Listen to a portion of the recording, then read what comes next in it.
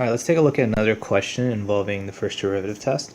So we want to find the critical numbers of f of x is equal to 2x cubed minus 3x squared minus 12x plus 5, as well as local and absolute extrema at x belongs to negative 2 and 4. Okay, so x is greater or equal to negative 2, less than or equal to 4, and what we need to do is we need to first find the critical number. So what I'm going to do first is I'm going to let f prime of x is equal to 0. So before I can actually do that, I'm going to find f prime of x. So f prime of x is the first derivative. So if I do the derivative, I'm going to employ the power rule with the combination of the sum and difference rule for derivative rules. And then what I get here is 6x squared minus 6x minus 12. Okay, so if I do simplify this by factoring out a 6 here, you get x squared minus x minus 2. Okay, now I'm going to factor the inside of this, and when I factor the inside of this, I'll basically get x squared minus 2x plus x minus 2.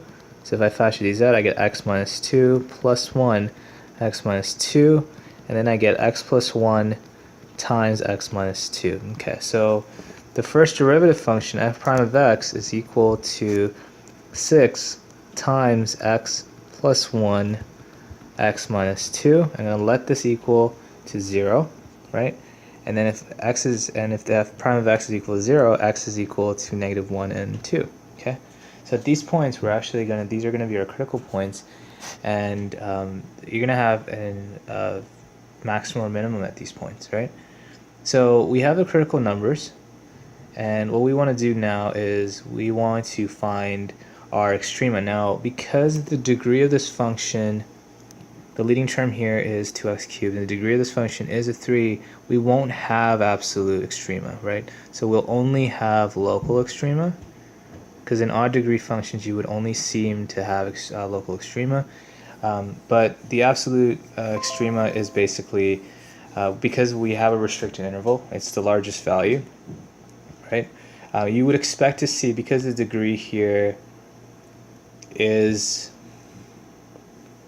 3, so you would expect to see 2 turns, so you could see a minimum and a maximum point, right? So once again, we would consider these local extrema, right, because this is an odd degree function.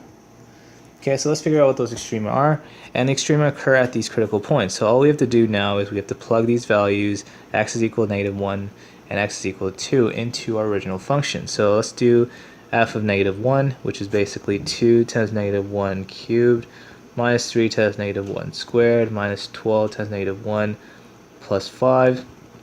And if I calculate this out, I get negative 2 minus 3 times 1 plus 12 plus 5.